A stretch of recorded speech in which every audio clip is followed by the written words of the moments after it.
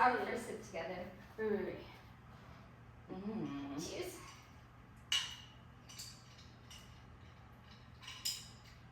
Wait, no, this is fire. Busted. You know, juice. And then Sunday only, because the traffic is so nice, dude. Sundays are nice in LA because like people are just like cozied up in bed and like everyone's sleeping and it's just so peaceful. So peaceful. The streets are like, especially because I was driving like 50 because of my spare, and people were like getting mad, but I was like, damn, if this was any other day of the week, it would have been like way worse. Like they had space to like just go around me.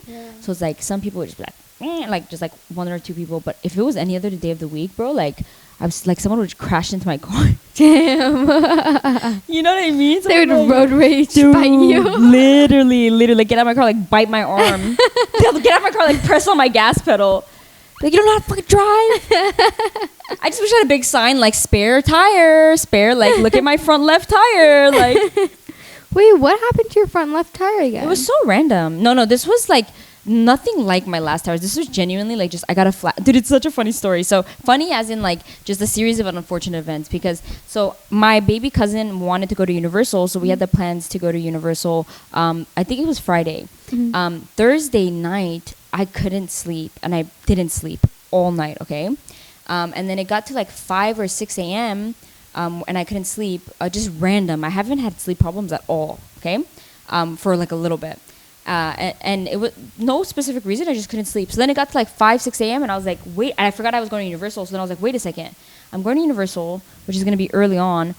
I'm not going to come back. I can't lie to myself and tell myself I'm going to come back from an amusement park and go to the gym. Never. So like, I got to get up and go to the gym. Oh my God. So dedication. And I was just like, I don't even have to do anything. Just anything to feel like I lifted, just so I can get that split like consistent. Like I can't remember what I was supposed to hit, but I just wanted to hit it. Okay, so I go to the gym, and I go to my apartment gym, so I just go down, lift, whatever, and then I get ready and I go to the amusement park. And I don't know what it is about amusement parks. Okay, bro, I lift every day of my life. I have since I've been like 16 years old. Like the longest break I've taken from the gym is like when I was like COVID, right? I sprint twice a week. Like I feel like I'm so active. Amusement parks fuck me up. Dude, I don't know what it is, Nona, but the day after amusement parks, it's like my kneecaps hurt. Like, dude, it's so bad. Amusement parks make me feel like I'm 60 years old. There's no way around it for me. I don't know if everyone feels like this, but I go to amusement parks, and every time I go to an amusement park, I'm like, I am not as fit as I think I am. Like, I can play sports for hours, but I don't know what it is. Dude, amusement parks, like, I wake up the next morning, every joint in my body hurts. So I already like imagine the pain I'm enduring as I'm through Universal, right? Like, and I don't really feel it heavy till the next week, but nonetheless, amusement parks exhaust me. I go because you spend all day there. All you're doing is like walking. But like, think about college. All we did was walk all day. True. I didn't feel like that though. But you know what I think? I think it's because at amusement parks, you're either walking or you're standing. When you sit down, it's like a short amount of time, which is for the ride. So it's like minimum like 5 minutes that you're sitting down. Yeah, maybe. And then maybe just like standing for way too long. Just, yeah. I don't know. Like the science needs to be known about the amusement park. True. At least for me. Like I wonder if anyone else relates to this. Do you relate? Yes. Yes. I need like 2 days to recover. Yes. Like socially, like mentally, yes, physically. Like, it's something happens. Do you like amusement parks? I'm whatever about them. I only like Disneyland. Yeah, like because the food is really. I go for the food. Dude, I'm serious. Like I go for food. so many other things besides like amusement parks. Like if I have like a baby cousin or like a friend's sister who wants to go, or a friend who's like new to LA, I'm like Universal's pretty cool. But for me, like I can never imagine, and it's to each their own, right? It's subjective. I can never imagine buying a pass, right? Because it's like I went once and I saw it. True. You get what I'm saying? It's almost like why would I sit on the same ride? Yeah. Yeah. Like when the last time I went to Universal had to be like 6 years ago, I swear. And then I was like sitting on the tram ride with my baby cousin, and I remembered everything. It was like an hour tram ride. She was so cute. She loved it. I like she made Universal amazing. She's like, "Can we come back?" I was like, "Anytime you want." But like I'm never coming back here by myself. But like I sat on the tram ride, and it's like I knew everything that was gonna happen. And it's not even like I'm sitting there like this sucks, but it's more of like, yeah, like it's so cool the first time, but it's like it's so mid every other time after for me. Does that make sense? Yes. Like it's more of like, I don't know, you wait like an hour to do a thing that you know exactly what's gonna happen. You know what I mean? It's so anticlimactic. Yeah. That's the word. It doesn't get my brain going. Like I know exactly what's gonna happen. But anyways, so I haven't slept all day. So imagine I'm running on like 0 hours of sleep, literally zero, okay? Go to an amusement park, which by the way already causes damage to me, like through my history of my life. And finally, 7 p.m., like Universal closes early weekdays, okay? So 7 p.m., I'm like, oh, thank God I get to go home. I'm driving home, flat tire. So I call AAA, and they're like an hour and like 40 minutes ETA, bro. So at that point, it was like so unfortunate. It was like sort of funny. Like I just sat in my car. I was like, there's not much else I can do. Like this is my rest like right now. complete flat. Like yeah. like you can't. So here's what happened. So I must have drove over something sharp. That's like all I could think of because my car was completely fine and I was jamming the music like super loud, like driving. And then all of a sudden I'm on a smooth road. Like the road is like newly paved. Like I'm on a smooth road and all of a sudden I feel like my car's like bouncing, but it feels like suddenly like my car's like so it's like I must have hit something or like could have been something sharp, who knows? Because I noticed a change immediately and it was sudden. It feels like my car's like bouncing, like it's on like really bad like pavement. You know how like some freeways are like that? And so I'm like, okay, like I'm assuming the freeway is like bad, and then like I pay attention to it. I'm like, this not the freeway, it was like a little small like road but like sort of freeway-esque, like no lights. I was like, wait a second, like the streets are really nice. So I put my music down, and my car sounds like it's on bad pavement. Like it's like, and I'm like, I am not on bad pavement. I'm like, I'm probably driving on my rim right now. Like the only thing that would make sense is that like my tire's flat. So then I just pulled over, and nonetheless it was flat. Damn. Yeah. So I must have like drove over something, but yeah, like this was like way better experience than like every other time that my tires was an issue like last year, because those were like explosions. Yeah. Bro, those were like, and it was like it's like this was flat and I was driving on my rim because it flattened. So then the tire, whatever it is, like the tire itself was so close to my rim that I could feel the rim. The other ones was exploded. All that was left was my rim. Damn. And it's like when they would pull it apart, there was like parts, you could see like parts of my tire like on the freeway, dude. Like it would explode 3 times, the same tire, and it would explode. And I remember once that's so scary. Yes, once Elena was with me, each time, don't know how I got this lucky, but it's like when I was driving on the freeway, some of them, I think like one time it wasn't on the freeway, but it exploded, but there's no cars around me because you lose control. It's not like a flat, like when it explodes your car, like it's so sudden, and it's like, I don't know, it's like such a crazy thing. It's like, but like when Elena was with me, it was like my 3rd time it happened, and as soon as it happened, I was like I completely like a pro. Yeah, I was like, because you're not, I don't think you twist it fast, like because it'll like mess it up a little bit, but it's like I like subconsciously I knew exactly what to do, and I'll never Elena's forget. probably like, what the? Yes, we talked about this on the pod, but I don't know if anyone listened to that episode specifically, that part of it, but I will never forget this. But also because when it explodes, the scent of the explosion is like fumes. It's like fire, and it doesn't matter if your windows are closed, like you just smell it, like no matter what. I think maybe our AC was running, or the vents just ran through it, but I was like, I think I cracked a joke, or I can't remember what happened, but I was like, oh my God, she was like, wait, like she got scared. She was like, wait, what happened? And I was like, my tire exploded. And then I was like, oh my God, like, and I cracked a joke. Like I was like, the car's on fire, right? Because you can smell it. And she goes, I will never forget Elena's face. And I was like, are you serious? She's like, oh, to pull over because you could smell the fire. So I know in that moment she genuinely believed like we were about to explode. And I will never forget. I have to go back and listen to the episode for me to remember the story exactly, because that image of Elena I have terrified in my passenger seat, because I said, my car's gonna catch on fire, will like never leave my mind, because it was super early. She was going to a flight too, and she was just like so stunned. She was like, oh damn. Like she like thought that was the end. Like my car was just gonna explode. Oh my God, so funny. Poor girl. Yeah, and I laughed so hard about it. Even in that moment, I was like, "No, like we're not gonna explode." The thing is, she didn't believe me for a little bit because of how strong the fire scent was. She's like, "Are you sure?" I was like, "Yeah, like we're okay. I've been on this side of town before." You gave her a mini heart attack. Oh, I love her to death, dude. That is like one of my core memories in life, for sure. Because it started, I was just like a light joke from me, like, oh, my car's gonna catch on fire. She was just like, what if? Oh my God, hold on. I have a story like this about my baby cousin at Universal. So you know how like babies are just like, not babies, but like she's a little kid and they're like sponges. So it's like if they really like you and it's like you're like, I really like going to the gym, all of a sudden you'll see them and they'll be like, oh, I'm Olive, I can do push-ups. Like they're always like that, right? So she's super cute and we get along super well, like me and my sister and her. And she's like, when I went to Universal, I came there a little bit later than my sister had arrived. She like sees me down the like street and she's like running. She's like, can I sit next to you? Like, she's so cute. Aww. So this is her first time ever at amusement parks. Like, she went to Disneyland, but she like literally just hit the height requirement to like sit on rides. So these are like her first experiences ever. I'm sure like when she went to Disneyland, I don't know if she was like a little bit shorter than she was now, so she probably like had restrictions there as well. So she's like barely like touching the cusp of like real rides, okay? And we're sitting on this ride. I don't know if you guys have been to Universal Studios Hollywood. You have been, right? You know Jurassic Park? That's like the only ride with like a really big drop, okay, at Universal Studios. And it just like really cruising, like just shows you like cute stuff like dinosaurs. And then you genuinely go up really high and you just fall straight down into water. Like, it's black. Yes. For me, I'm scared. Like, I'm just scared of heights in general. I don't do rides. Like, Jurassic Park is where, like, that's my cap right there. Like, that's the only big ride I've ever been on. And every time I'm at the top, I'm just like, why did I do this? And then every time I'm just like, okay, it's like enough for me to not have a heart attack and be like, oh my God, that was fun. But every time I question it.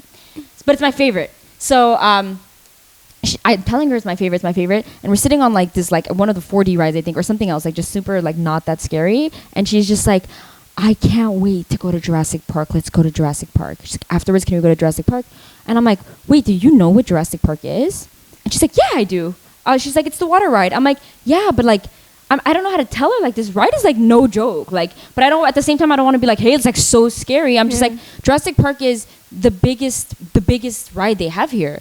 And she's like, yeah, I want to go to Jurassic Park. I want to go to Jurassic Park so bad. Like, and so I was like, okay, like we'll go to Jurassic Park. So we get in line for Jurassic Park with my brother's there with his fiance, his wife, sorry. Anyways, so we ended up like sitting on the ride and we're going, and it gets to the top, like we're going up. But it's funny, by the way, so you go on this revolver, like straight up. Like at that point you can sort of feel you're going really high because like you're like straight up, like 90 degrees almost. And she looks at me, she goes, I didn't think it was like this. And I go, oh, that's okay. Like, it's not that bad because especially right after you go straight up, you have like a little baby, like a fake drop where you just go boop, and then it's like, like not that bad, and then you fall like 2 seconds later, okay? So she's like, but she's like, it's not a joke. Like she's looking at me with like bug eyes. She's like this, and I'm sitting to her right. She's like, I didn't think it was like this. She doesn't even turn her neck. She like doesn't even turn her neck. Like she's just like still. So I'm like, okay, it's gonna be fine. Like don't worry about it. Like it's so fun. Like this is the funnest ride. It's my favorite. Like which aren't lies. Like I'm telling her the truth. So then we get to the top. And now my fear is settling in, okay? So it's like, I can't be this backbone she needs me to be. Like, that is not me. I was not fit for that, okay? So I'm sitting there, and all of a sudden, I forget who she is and, like, who's next to me. And I turn around. It's me, my baby cousin, my sister. Behind us is my brother, his wife, and my sister's friend, right? But we couldn't sit all next to each other because it was rows of 5. So we did, like, right behind each other. So we're, like, cruising. I'm so stupid for this, but it's so funny. I will post the picture because I bought the picture of her. It was so funny that when I saw her, when we went downstairs and we saw the picture of her face falling, I was like, I need this. And like for the rest of my life. It was the most terrified I've seen a baby child look. There was no joy, complete misery on her face. She was completely miserable. Okay, so we're sitting there and it's coming to where we're about to fall. And I turn around and I look at my brother and his wife and my sister's friend and I go, I really don't know why I sat on this with you guys. Like, it's coming to the point that I'm regretting it. Like, I don't want to do this anymore. I'm just like confessing fear as she's sitting right next to me. And by the way, no, like just the fact that she just refuses to look anywhere is how I know she's so fearful because the entire time, like she's so aware of everything that happened to her, but she's like this. Like, she's like not moving. And as soon as I said that, she's like, oh, I don't want to do this anymore. Like, immediately, yeah. She had the balls confess. Yeah, she in the beginning, it's like, I was like, I love Jurassic Park. She's like, me too, let's do Jurassic Park. And as soon as I was like, I'm scared, she's like, I've been scared for so long. And she's sitting there, and all of a sudden, I'm like, oh my God, like I did this. Just because of me openly being scared. Now also, because like when a baby falls and you're like, oh my God, they're like, oh my God, and they panic. So it's like, all of a sudden, I'm like, I'm terrified. And she's like, oh my God, I am too, I'm so scared. And she just panicked. I don't want to do this anymore. I don't want to do this. I was like, it's okay. It's like so fun. It's so fun. Like after I just said what I said, but she's such an adrenaline junkie for sure because literally her picture was miserable. I can't wait to put it up. It's a little bit pixelated, of course, but she's literally like the rest of us are like smiling and she's like, like she was so sad to be on that ride. As soon as it hit the water, I've never seen a bigger smile in my life. She was like, it's the smile of I survived. Yeah. And that was like her first high. You know what I mean? In life, like that adrenaline high. She was like, can we go again? I was like, what? But she loved it. It was so cute. She's so cute. But that is so funny. yeah, it was just like Elena. Like I was like fire, and Elena was like, oh my! Like it just immediately saturated her mind.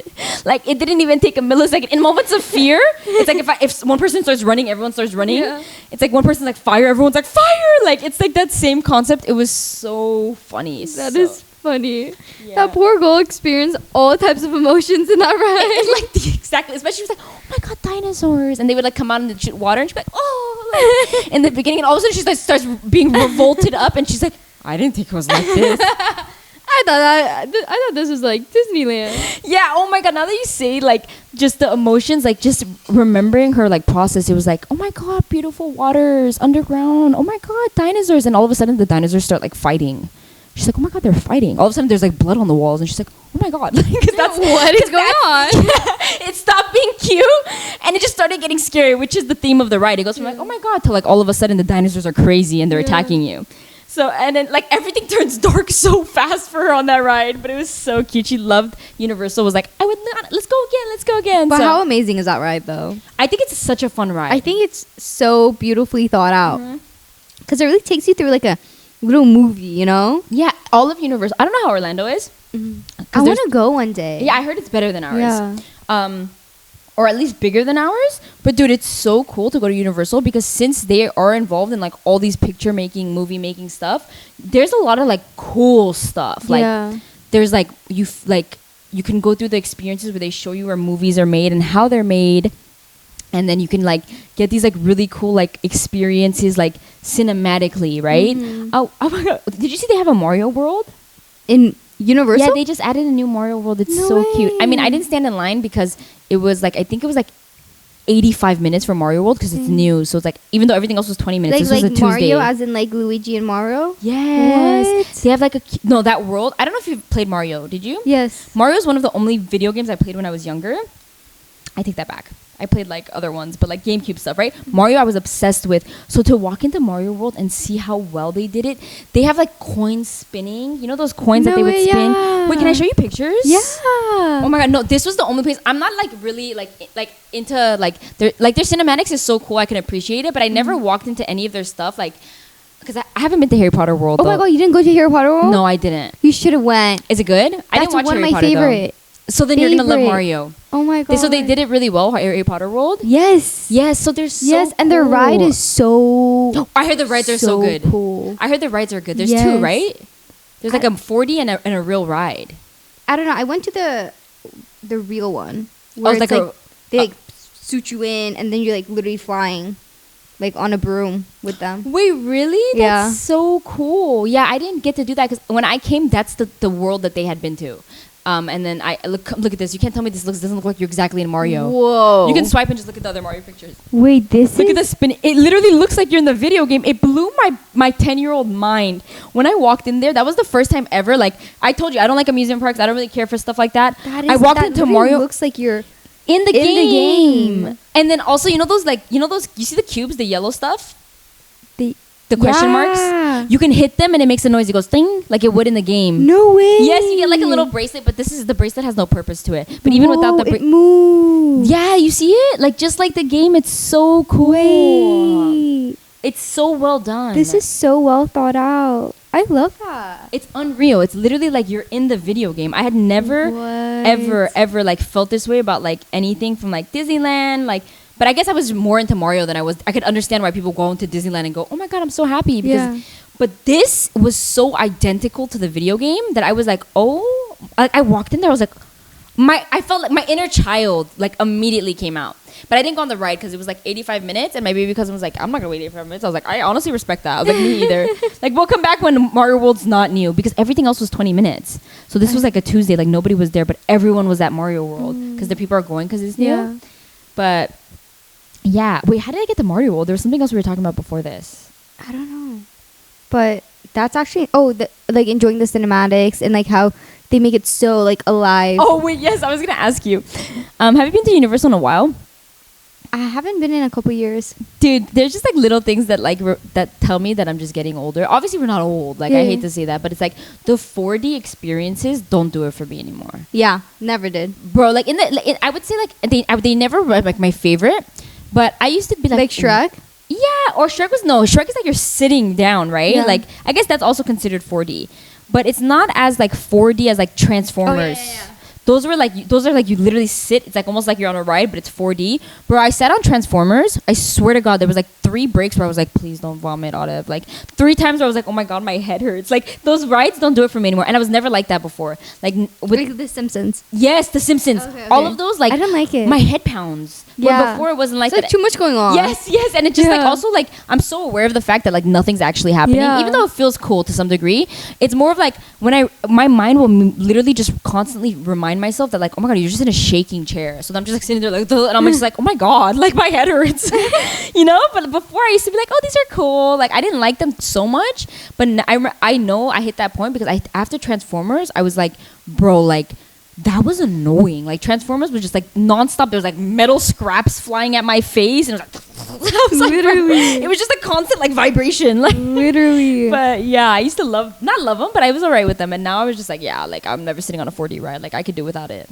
I agree. Like if I want to go and spend time waiting in line, like I want to go on a real ride where it Yeah. actually takes me places, and I know it's taking me Yeah, places. rather than just spinning and looking at this wall, spinning and looking at this wall, Yeah. and then spinning and like it's cool. Like their cinematic goes crazy. The fact that they can do stuff like that, but my nausea is not built the same anymore, and my Yeah. head isn't built the same. I think at Universal, what is your favorite ride? It's like top 3.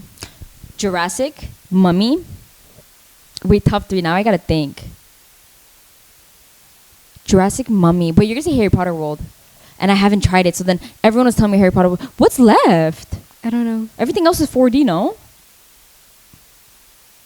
Literally everything else that Hollywood is like a 4D experience after that. Yeah, you're right. Yeah, I don't even know if Mario won. Yeah, Mario's 4D, I think. No way. Yeah, but I heard it was. I don't know. I didn't get it, so I can't really tell you. But what I heard was because my brother and his wife and my sister's friend went because they were like, we just want to try it. So we're like, okay. Me and my sister stayed with my baby cousin. They said it's like you play a game on the ride, so it's like you're playing Mario on the ride. So I can't fathom really. Maybe we can watch it on YouTube. Yeah. Or should we ruin it? I mean, I'm never gonna like. When's the next time I'm gonna go to? Let's be real. And I don't feel like I would care. Like it's ruined for me, you know? Okay, I love that for us. We'll watch it after. I'm curious Yeah. to see what it is, but. That's interesting. Yeah, like everything else at Hollywood is a 4D experience. But the thing is like I can't do Six Flags. I'm a little like scaredy cat. I honestly I have trust issues with Six Flags. I've heard so many horror stories. Wait, really? Yeah, like people dying. I know it's like 1 in a like billion chance, but they've had issues. Wait, that scares me. But my first roller coaster ever was X2. Wait, are you out of your mind? That was my first ever roller coaster. Wait, are you out of your mind? Wait, what's the? Oh my God, that's so funny because I just really remembered that I rode. And what? So do you like roller coasters or are you scared of them? Wait, really? Love. Wait, really? You don't Do you get love? scared? No, I mean I'm scared, but Like, I think I have a scared, but height I phobia. love it. Like I'm an adrenaline junkie. Yeah, Yeah. yeah. I'm an adrenaline junkie. I can tell I am, but my phobia of heights stops me from doing roller coasters. But like, let's say you were like literally something let's do something dangerous. I'm not saying like something that would risk my life, but something more of like, oh my God, like I don't know how to explain it. Like something that would get your like, racing. yeah, but like if we knew like we weren't being like I wouldn't want to put my life in Yeah, danger, yeah. but like I can't think of an example, but something like let's say dangerous, like where some people would be like, oh my God, you shouldn't do that, like Skydiving. or like yes, no, that's heights. I'm trying to think like okay, like for example, like Cabo Ocean, like some people legitimately. I saw my TikTok, but not even like it's like a regular thing. Like my sister's like, I will never go in the ocean if there's a black flag because I'm scared. Like because people can genuinely lose their lives. For me, I guess that is a little bit like life endangering. But I would do that. The adrenaline is like exciting to me. Other forms of adrenaline, like I think racing would be exciting to me. Like things where it's like it's risky and you're like scared. Like love those. So I know that if I didn't have a height phobia or if I could get rid of it, I would love roller coasters because I love that high. But genuinely, like sometimes I'm scared of like standing on an edge of a balcony. Like I just recently got over that fear. So it's like I've always had this like weird fear of like heights. I still do it and I shut my mouth and I do a lot of things that are like a little bit have to do with heights, but for the most part, like I have this huge phobia of it. No way. But I had no idea you love roller coasters. I feel like I'm just a big adrenaline. Like at first I'll be like, this is probably not a good idea, but I want to get on it. Yeah, you know? yeah, because you know how you love the feeling afterwards. Like I like the feeling of it. Like I Yeah. feel so free. Yes, you know what I mean? it is free. That's how adrenaline feels. Yeah, the like, feeling of being free. yes, Like you're living. Like oh my god, I'm living. You know? Yes. It feels like lively. Like very. yeah. What's the last time you've been to Six Flags? Oh, years. I can't even remember. Wait, like I was gonna say we should go, but I wouldn't be the best person to go with. Why? But because I don't go on the rides, I'm so scared. But like you love it so much, you should run it. If we go with a group, I would go. So then that way you would have partners for the rides, and I would get on some of them. But it's so musty there. It is. It's a must, dude. That's another reason I hate amusement parks. Like, I'm so it's glad you said that. musty. The environment is so Musty. like ass. But I love Disneyland. I haven't been to Disneyland. I in so love long. Disneyland. Like I'm a Disney head, but Mhm. I cannot go in a short amount of time. Like if I go to Disney, it has to be years since I've been. So it's like it hits me. Oh yeah, because definitely it's the thing I was telling you about. Like I would never get a Disney pass. So I'm so like, happy. It has to like I have to forget about it and then go again. Exactly, because otherwise it's like I didn't like it enough to re-experience something because I'm gonna know exactly what it felt like. Exactly. And I love Disneyland because like when you go, it's like it's such an experience because I don't know. I literally feel like I'm in a different world when I go to Disneyland. You do sort of step into like a different like magical world. Magical world. And I love it because of the foods. I love the foods. It's so I haven't been in yummy. so long. Can you remind me like what foods do they Oh have? my god, I love their clam chowder over there. Their corn chowder too. So good. Churros. Churros are next level. Mm. Dude, Their churros are next candies, level. their the caramel apples, Mhm. so good. The Dole Whip. I'm addicted to Dole Whip. Dole I didn't know Whip. Disneyland has it. Every time I go to Yes. Vegas, people are like, let's go to the bar. I'll be like, we have to go to Dole Whip. As soon as I open my eyes, I'm like, Dole Whip. Vegas is like one of the only places that I thought had it. Literally.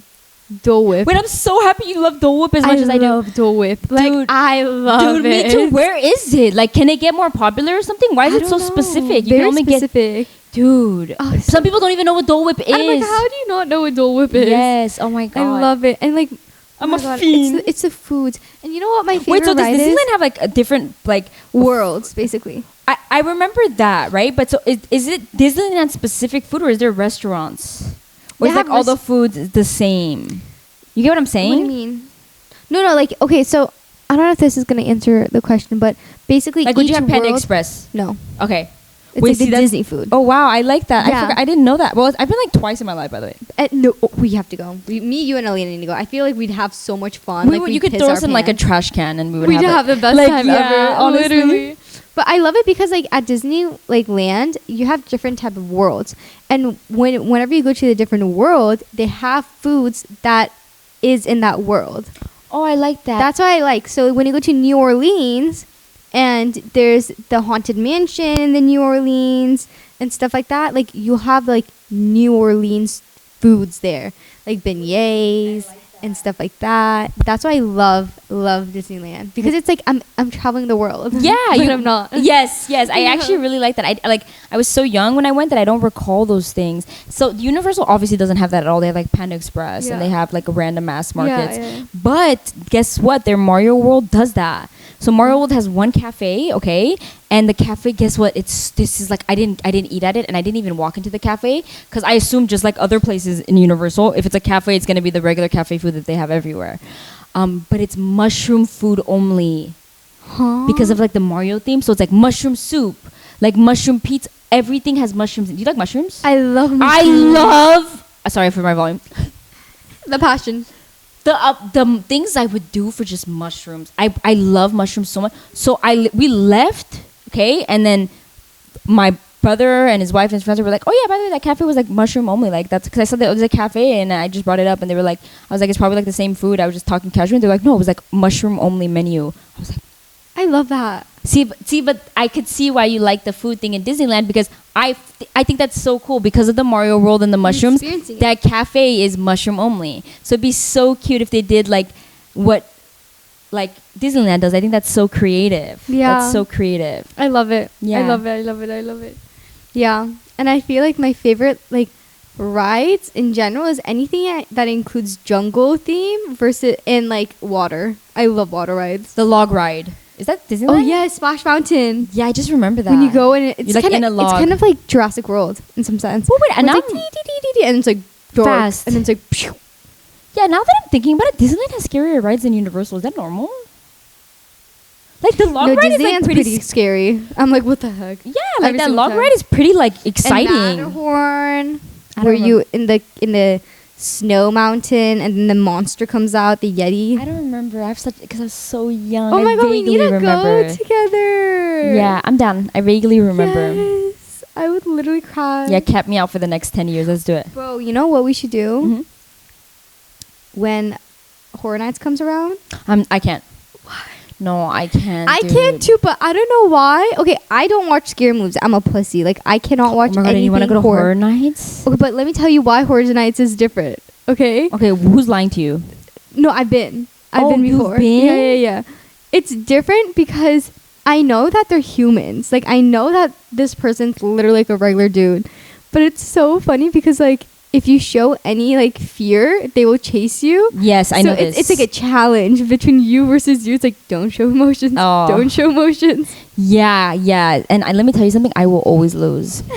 No, bro. And it's so funny because when I go, it's like I don't even, when I go in the mazes, I close my eyes the entire time. Yeah, that's how I am. Whenever I'm into haunted houses, that's what I do. That's what I do. So that's how I know I wouldn't survive in Halloween Horror Nights because every time I've been to a haunted house at Universal, when before Halloween Horror Nights, I would get like cornered. I've been there twice. I would get there cornered by like 2 people because I wouldn't be able to not show my fear. And I've left once crying. No. Dead ass. No. Dead ass. But I would be down to go to Halloween Horror Nights if we had such a big group that I could be trapped in the middle if I wanted a rest. Okay. So then fair. it's like, if like I'm scared, all I have to do is stand in the middle of everybody. They can't reach me. True. Right? But it's like when you're like 2 people or 3 people or 4 people, like and he can see the tear rolling down my cheek. Like I am so an easy, evil for no, that. they're evil. So evil for Like that. I've literally been in positions where I'm begging them. I'm like, please, like I need a moment, please. And they're just like crawling around me and like making like zombie noises. I don't know what it is that I Like, can't I feel like- mentally clock out. Literally, I feel like once you see the person crying, you should just leave them. Yeah, go like find your relax. next They're victim. not like relaxed. Like you don't get a bonus for every tear I cry. Like there's no motive here. like you got what you wanted. Exactly. Job well done. Like you fucking went crazy. I'm crying. Like just take a step back. Let me breathe. Yeah, literally. And then afterwards it's a shame. I'm like, I just cried. Like the thing is it's so stupid. I can't stop myself. Like afterwards I'm just like, that was just a man in makeup. Like I can't believe I just cried. Like he was Just a in a- random man in makeup. literally literally like the weapon he's holding isn't even legitimate. No, at Halloween Horror Nights they have like real chainsaws though. Let's talk about that. They do, Like real chainsaws. but it doesn't have the thing on it. Yeah, but it goes It does. It's like scary. no, dude. That's all it takes for a tear to come down my face. If I'm just walking and all of a sudden it's like, I'm scared. Done. The thing is, that's another thing. I'm a runner. You're a runner. No, dead ass.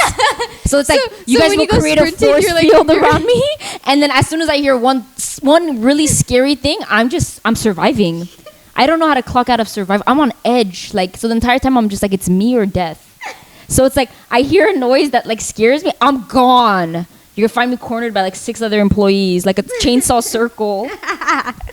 Like this one, this one right here. Can you imagine there's like an office like somewhere in the middle and just there's a picture of my face? She's a bitch, bro. Like if you ever see her, like she's easy. I got $200 worth of tears on this bitch. Could you imagine? I'm like, instead of blacklisted, I'm whitelisted. Like they're like next time Halloween. You know what? VIP for her. Exactly. Next time Halloween Horror Nights, I get an emo 1 month in advance. Like you get free tickets. Bring a friend. Bring every friend you have. If they're anything like you, we're gonna love to have them. Like I'm just like famous. You come and they hug you. Like on regular season, I'm like greeted at the door. Just a walking legend in Halloween Horror Nights. No, okay, you know what? I'm gonna literally confess so you know how much of a like a fucking scaredy cat I am, okay? You know, like on regular seasons, the mummies on stilts outside of Mummy, That scares me. They've made me cry once. No, they've made me cry once. I was a child, yes, but they've made me cry once, and to this day, I have a genuine fear of them. Like, I'm not even lying. I've only recently known how to handle it, and it's when I go near the mummies with the people. I'm like this the entire time. I'm looking at the floor. No, they on They purpose. still come at you. They still come at you. Why are they like that? They're just like they'll swing on their stilts. They like rotate. Like, you've seen them, right? It's so extra. They're like 15 feet in the air, right? And their stilts are like 10 feet. So it's like they'll stand on the stilts and just swing their upper torso like down and like swoop next to your face. It's the scariest shit I've ever seen in my life. Did it happen to you when you went? No, they weren't there that day.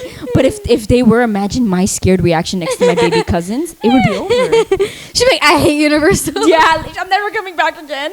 But yeah, no, they scare me. And that's not even a fraction of like Halloween Horror Nights, because Halloween Horror Nights is really cool, right? Because it's like the people, they have really good makeup artists. They do. Yeah, so it's like so cool. It's like so realistic what they do. You know what I think is cool about it that makes me want to go, like maybe just like once, is that they have themes every year. So it's like depending on like a show or a movie, like they have a theme. And I think that's so cool because it's like Stranger Things. I don't know if that's like the case, but like they'll do it like on a specific movie. Like, let's say imagine like Freddy Krueger. So that theme exists, so you get to like experience movies. Yeah. That you've love seen. that. I think it's really cool. That's what makes Universal cool. I love it. I love creativity. Yes. In full effect. Yes. Yeah. I love it. I think that's what humans are. You know, like we're just creative individuals. So Wait. we appreciate it when we see it. Let me say something about creativity that I saw a tweet about this dude, and I literally was so mind boggled. Mm. And it put things into perspective. Okay, I agree that I think creativity is the biggest, not the biggest, but one of the biggest parts of a human experience. Like, I feel like everyone is creative to some degree, and I not even creative to some degree. I know that that's factual, but more of like, I think there's a lot of value on creativity in just our society, okay? Just the human experience, whether or not we acknowledge it. So this tweet said, it's so crazy that like a child going for like a lawyer, or to study to be a lawyer, or to study to be a doctor is more accepted or is more approved of by like society. Like they'll say like, you're gonna have a greater future ahead of you than if like somebody, and I know I experienced this, like not experienced this myself, but I witnessed this. It's like if a child starts talking to somebody at a young age and says, I want to be a dancer, 9 out of 10 times they go, how are you gonna make money from that? Mm-hmm. Or it's like, I want to be an artist, 9 out of 10 times it goes, how are you gonna make money with that? And it's like, we fail to recognize that every single day of our lives, we indulge and we spend money on creativity more than anything else. Because that gives us a life. Yes. And not only that, like, it does 100% give us life. And it's one of the most captivating things about the human experience. And this tweet was just, I can't even remember exactly. I have to find it. And maybe if I find it, I'll put it up next in the video while, for just like the people viewing on YouTube. But this person is tweeting like, she's like, it's crazy because you'll tell someone who's chasing a creative job, how are you going to make money when every single day you probably spend time and money on multiple creative outlets? 100% you do. Like, you spend all day, let's say, watching TV. Mm-hmm. You spend all day watching YouTube, all day watching Netflix. Who do you think is behind all that creativity? You spend like your money on a video game.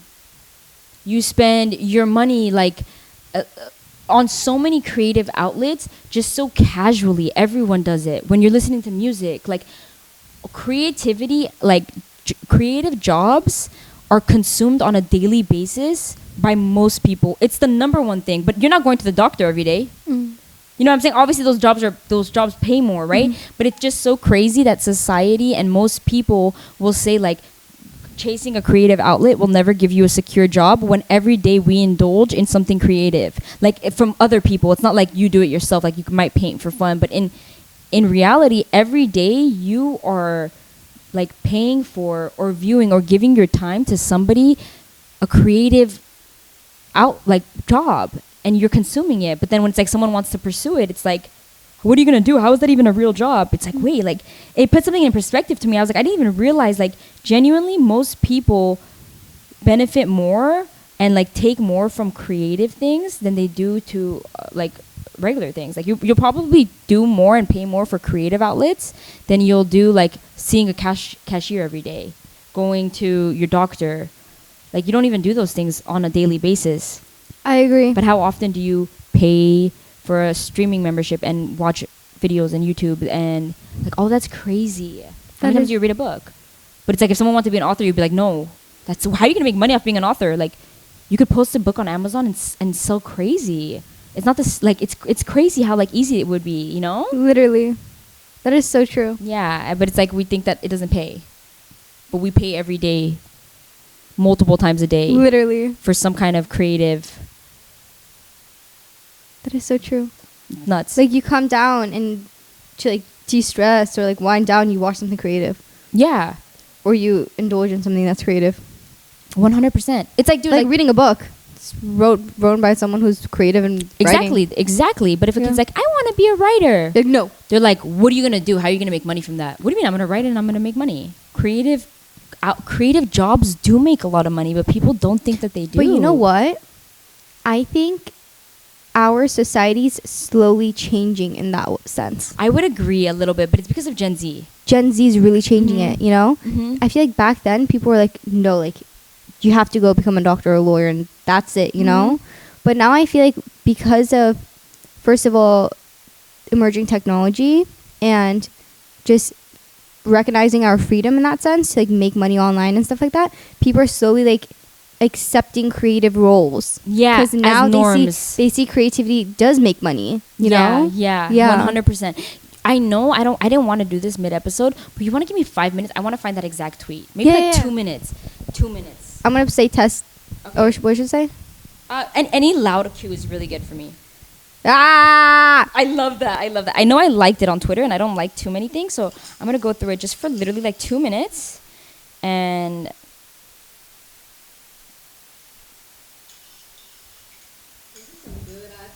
the coffee was so good.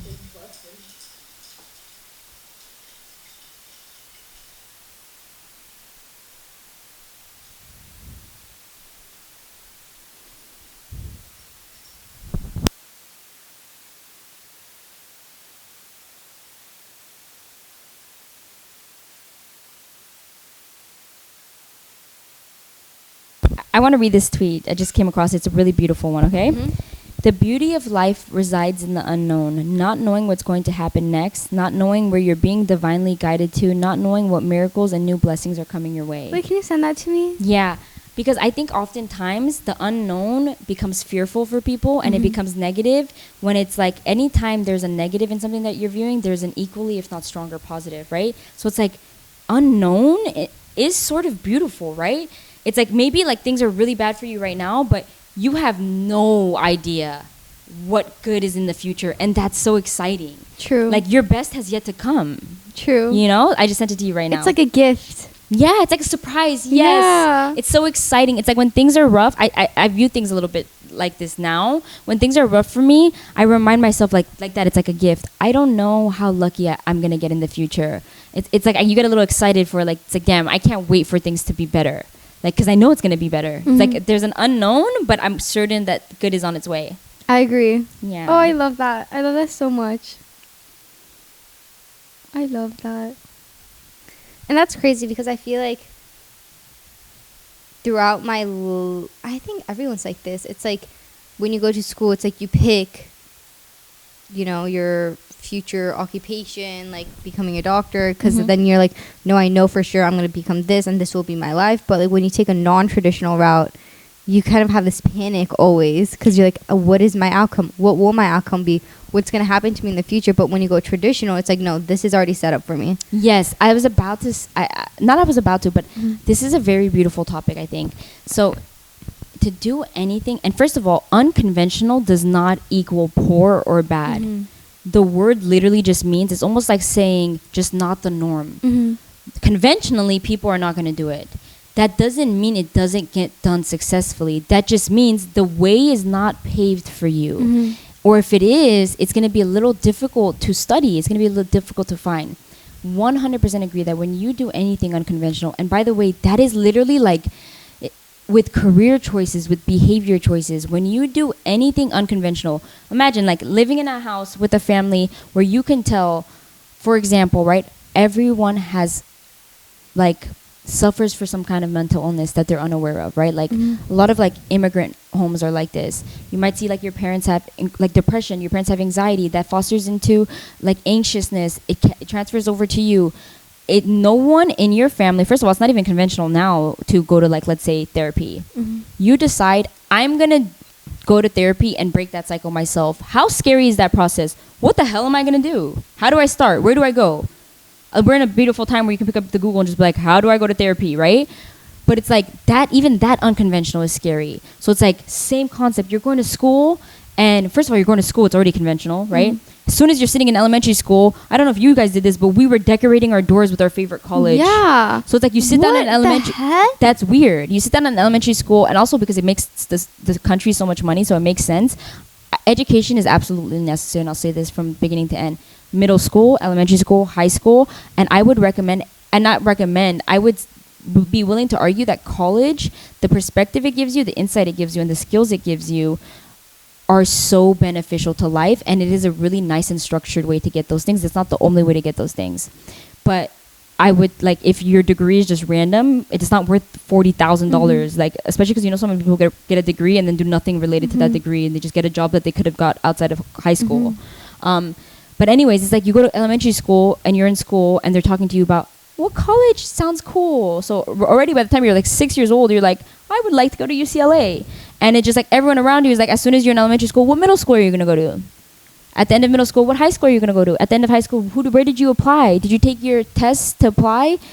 Like everyone around you, right? These are the most conventional things. And I agree for the most part, at least for while you're young, these are the only way of life. I think education is absolutely important and necessary, right?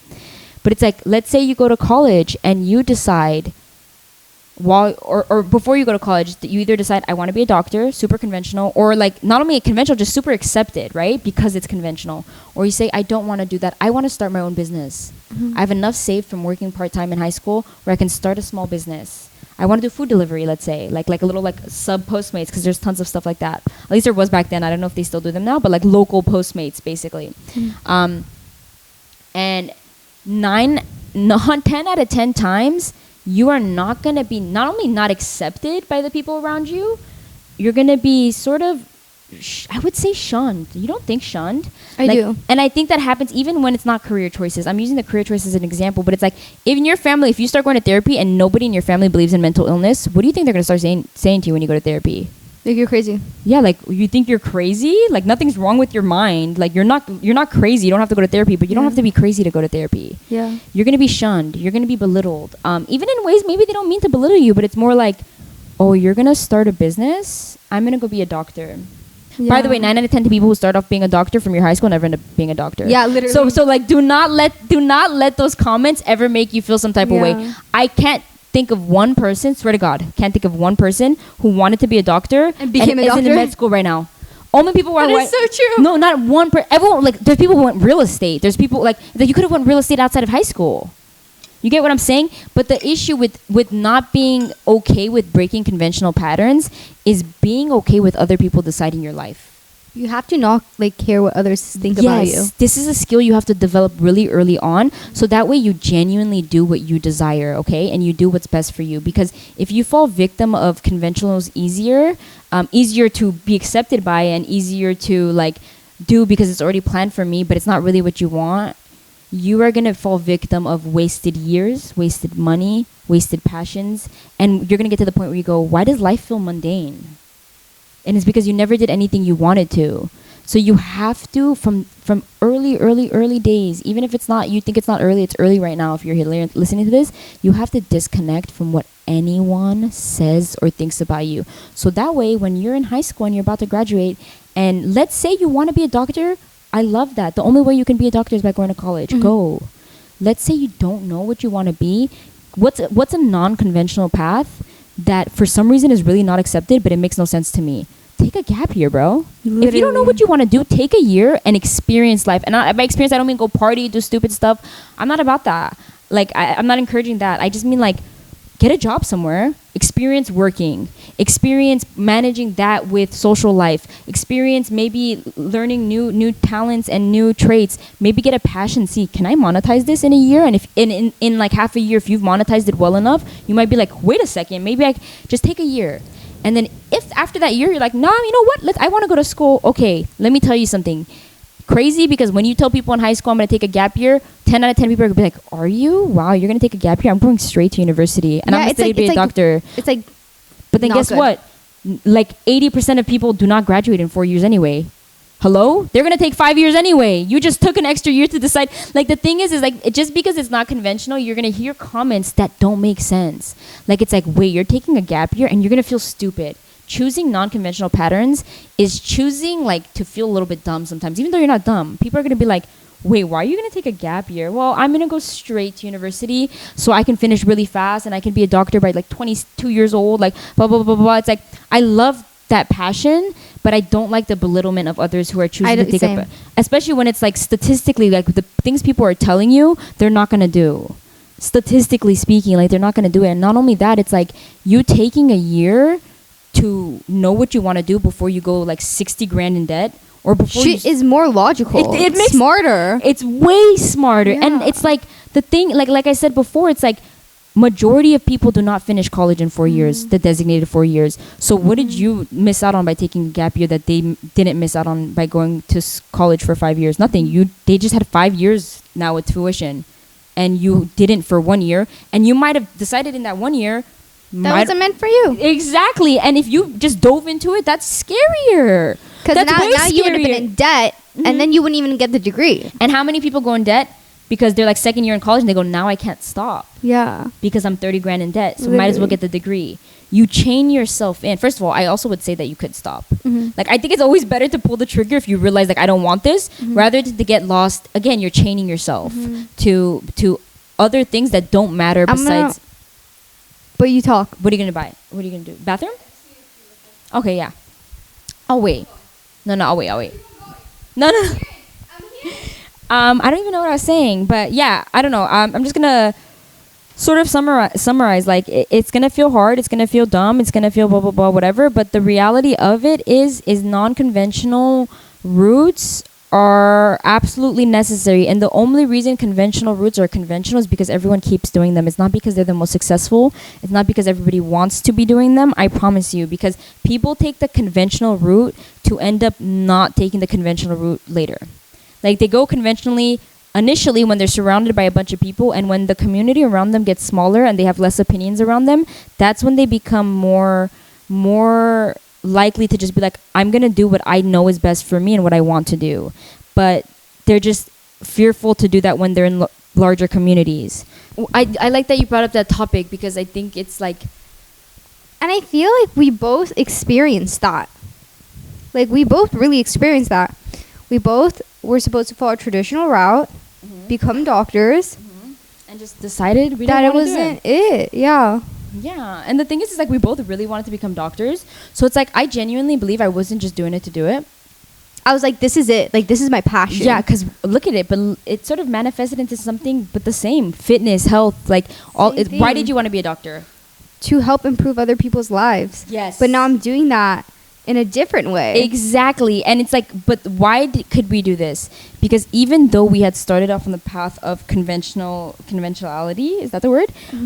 When we realized that our heart wasn't there, not because it lacked something, there was a lack there, it was more like we found a fulfillment elsewhere. We weren't scared to say, hey, this feels really scary because there's no way paved in front of me. It's not conventional, it's not accepted, but it feels right. We weren't scared to say, you know what? I'll take the criticism. Let me just try it. Because this is what I used to tell myself, and this is what I told my mom. What's the difference of being a doctor at 30 or 33? Nothing. My degree's not going anywhere.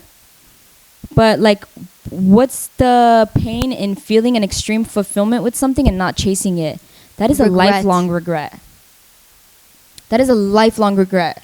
To sit there and know that, hey, I'm in high school and I know that I actually want to take a step and try to start my business. I saved up enough that I don't care if I start a small online business, invest $4,000, I have that saved. Even if it crashes, it's okay. I just want to know, what if? But then people are like, wait, you're going to sit at home on your computer and you're going to try to build an online business? How are you going to make any money? How are you going to promote it? What are you even going to sell? And then you start doubting yourself. You get gaslit. And then you never do it. And then you're in college 3 years in when it wasn't something you wanted to do. And you're like, what if I did it? But you know what? Let me tell you something. If you're at that point and you're like, what if I did it? It's never too late. Never too No, late. it's never. Like, it feels that way. That's why you think those things. Regret is strong. That's what I'm saying is like feels crappy in moments like this. But in moments like that, but you have to remind yourself that it's never too late. 3 years from then, you're going to be like, what if I did it the first time I thought, what if? You know what I mean? Like, Yeah. so each time I just say follow your heart, bro. Follow that fulfillment, that innate desire that you don't know where it's coming from. You know what I don't like? I don't like timelines. I don't like how society has Love that. implemented a timeline in people's lives. We're not characters. We're humans. Yes. And everyone's different. Why? Because environmentally, everything, no one's in the same environment in that sense, you know? Ever. No one's clones. We're not clones that we have to have a timeline, or a robot that we have to have a timeline. We're humans. Humans are meant to experience life to the fullest. In Because- different ways. Each life Yes. each human life experience is so different that Yes. to like put people on this like this is what you do first, this is what you do second, this is what you do at this age, and then eventually you get here, it's like that's not even logical. But That the thing is that isn't. doesn't even happen. Yeah. It's like this placebo timeline It that no is. one even follows. Yeah. It's like statistically people are never on that exact timeline, but Timeline. everyone keeps obeying that timeline, keeps Why? thinking they're failing because they're not on that timeline. It's Yeah. like, bro, like your peers are not on that timeline either. Okay. We were talking about timelines. Yeah, I remember I asked the question and you were going to answer it, so I'll ask it again. Why do we feel like failures for not following a timeline that nobody follows? It's like this fake, Because if you think like about nobody it, does it. Majority of people do not fit on that timeline. yeah, true. Well, I feel like throughout our entire lives, you've been on a timeline. So it's like something that you're so used to. So whenever you're used to doing something and you don't, you just feel a little bit off. Like you feel like a failure. Yeah, you just feel like unsettled, you know? Yeah. But the thing is, like, it took a lot of time. Okay, this is coming from someone who was very traditional. Like, I lived and breathed the timeline. Like, I truly did believe I was a failure if I was ever behind a timeline. Always got, like, good grades. Always was on top of it and stuff like that. And then once I took my gap year and I met individuals who weren't part of the timeline, you know? Oh, yeah, that's and a who good... became successful. And I would talk to them and I saw their lives and I saw how their mindset worked. And I'm like, wait, no, like, it is possible to make it without being traditional in that sense. You could still, like, you shouldn't hate 90% of your life. Like the days, the time spent Yes. living your day. You know, I don't know. It's just like, it doesn't make sense to me because we're all going to die one day. Okay? You're going to die. could be It's not tomorrow. guaranteed. Yeah. Your life is Yeah. not guaranteed. How would it feel to, I don't know, God forbid, be on your deathbed and be like, man, I didn't enjoy this life. Guess what? You can't get another shot at life. You really can't. Yeah. I rather be Judged by people around me. judged by people around me or have a fear of the unknown, but chase something that makes me happy every day. Yes. Rather than knowing that, okay, I'm going to make this set amount of money every single year, but I'm going to go into a job in which I'm praying for a day off. Yeah. That shouldn't be life. And for me, it's like, I'm okay with like moving to a place that allows me to live the life that I want. You know? Yeah. Like, I'm okay with sacrificing things in order to make myself happy. You know? Yes. Yes. So, that took a lot of time for me to, like, mentally change myself in that sense. Mhm. But I feel like all you need is hope, and all you need is that meeting that one person, you know, to Yeah. change your entire mindset. Or honestly, that one like sentence, like something just Yeah. needs to click in your mind. Yeah. Like, I think it's really like what you said. I think is a really, in my opinion, like a really like clickable sentence. Like, Mhm. you are not gonna get another chance. And when you're at that last moments where you realize these are your last moments, like if you have a moment like that, you're gonna and you feel regret. You're gonna be like, why did I even hesitate to do anything that I wanted to do? Mhm. And you said something else. You're just like, I rather chase a life like chase something in life that's unknown, but it makes me feel good, it makes me feel alive, than just sit around and go through the motions of life but never feel alive. You know, it's like, why hurt yourself? Why torture yourself, right? And the thing is unfortunately, I say unfortunately because in a perfect world, life wouldn't be like this, but we have to do certain things in life. Like, for example, like you might like need a job like to get by, and I understand that. So like this isn't like a go quit everything and it's because we need money to live. Yes. You need money to eat. You need all of that, and we know that. So that's not at all what we're saying with this, but it's more of like I every day, and this is the death thing is a really good topic because I read a book once that said we need to stop living our 20s like they're the early years of our life. So people are always like, I'm going to grind in my 20s and my 30s so that way I can have a good family in my 40s and travel in my 50s. So then it's like, what if you die 25? You didn't even get to start enjoying your life. And I love the grind. For me, like grinding is sometimes enjoying. But it's like, this book was just like, stop planning for your 30s and your 40s when you don't even know if you're going to get by your 20s. And that is crazy to me. And that one sentence in that book was a little bit of a clickable sentence for me. And I realized every single day of my life needs to be composed of things that I love. Maybe I can't do everything that I want to do because right now I want to go to Dubai and I can't do that. So I can plan it for the future. Maybe in 2 years I can go on to a Dubai trip. Yeah, whatever. Of course, plan for the future. Also, you have to set goals for the futures, career goals, all of that. But I make sure that 90% of my day, in whatever capacity I can that day, I include things that I love. So I get it. Sometimes you might have to do a job, work a job that you hate to get by, but it extends to even micro. So do the things that you have to do, but then fill the rest of your life with things that you want to do, not that you have to do. And allow yourself to feel a little bit alive, because that's when the transition to really living life happens. Promise you, if your day is 90%, it's like your day, not 90%, sorry, your day is your work that you really hate, and then you go home and then you think about how much you hate your work and you hate your life and you repeat, it'll never change.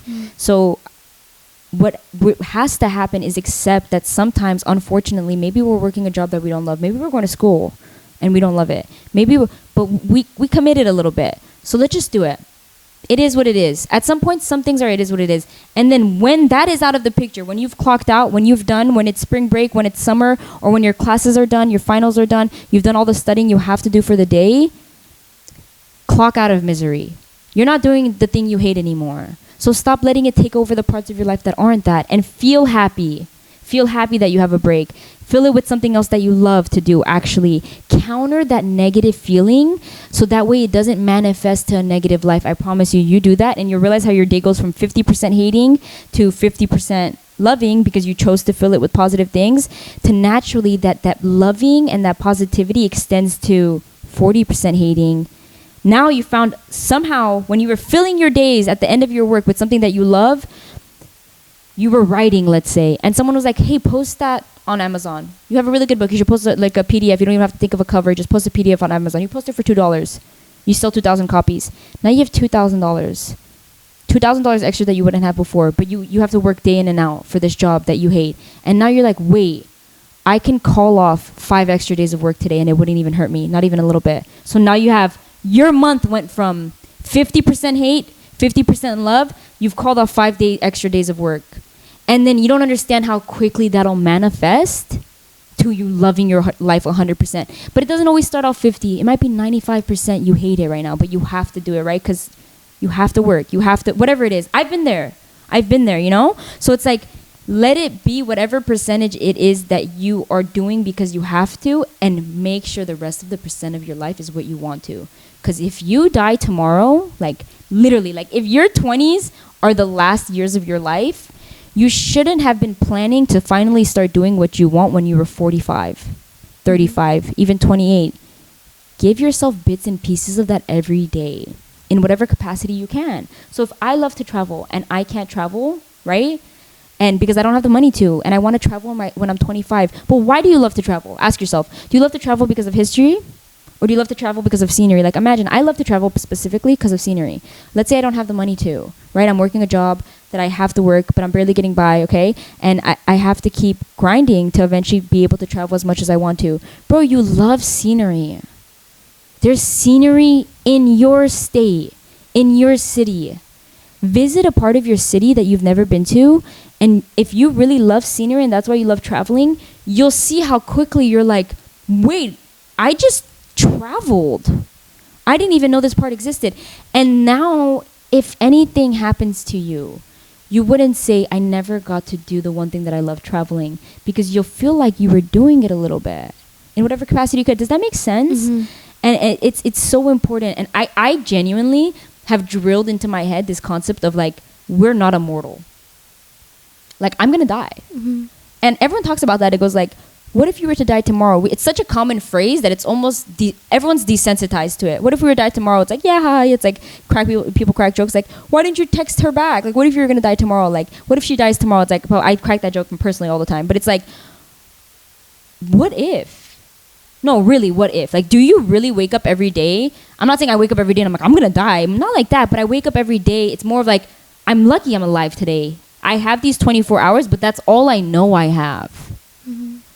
Like, dude, do you even have your 24 hours guaranteed? No.